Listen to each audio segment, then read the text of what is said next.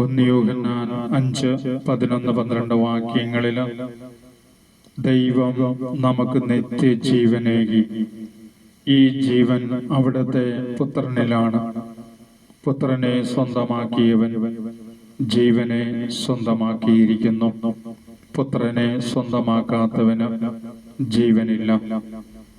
സർവപ്രപഞ്ച സൃഷ്ടാവായ കരുണയുള്ള ദൈവം മാനവജനത്തിന് നിത്യജീവനേകുവാൻ സ്വന്തം പുത്രനെ ഈ ലോകത്തിലേക്ക് അയച്ച കരുണയുള്ള ദൈവത്തിന്റെ സ്നേഹം അനുദിനം നാം അനുഭവിച്ചറിയുമ്പോഴാണ് അവിടുന്ന് നമ്മുടെ രക്ഷയ്ക്കായി അയച്ച കർത്താവായ യേശുവിനെ രക്ഷകനായി നാഥനായി സ്വീകരിക്കുവാൻ നമുക്ക് സാധിക്കുകയുള്ളൂ.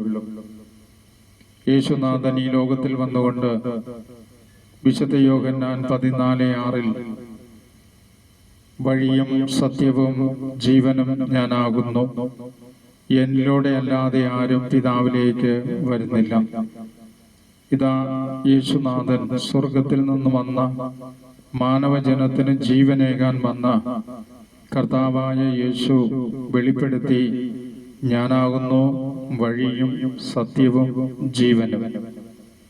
പിതാവ് നമുക്ക് നൽകിയ ജീവന്റെ നാഥനായ കർത്താവിൽ വിശ്വാസം അർപ്പിക്കുന്നില്ല എങ്കിൽ അത് പാപമാണെന്ന് ഈശോ വളരെ വ്യക്തമായി പറയുന്നു.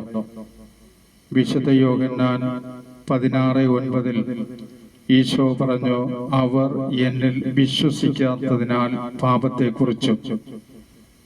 നാം കർത്താവിൽ വിശ്വാസം അർപ്പിക്കുന്നില്ലെങ്കിൽ അത് പാപമാണെന്ന് ജീവനേകാൻ വന്ന കർത്താവായ ഈശോ വ്യക്തമായി നമ്മോട് അരുൾ ചെയ്യുന്നു.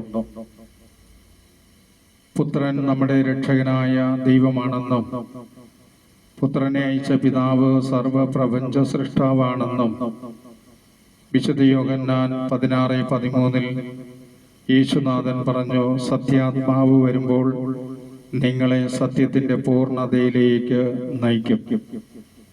യേശു ജീവന്റെ നാഥനാണെന്നും യേശുവിനെ അയച്ച പിതാവ് സർവപ്രപഞ്ച സൃഷ്ടാവാണെന്നും നമുക്ക് ഈ സത്യം വെളിപ്പെടുത്തി തരുന്നത് പരിശുദ്ധാത്മാവിലൂടെയാണ്.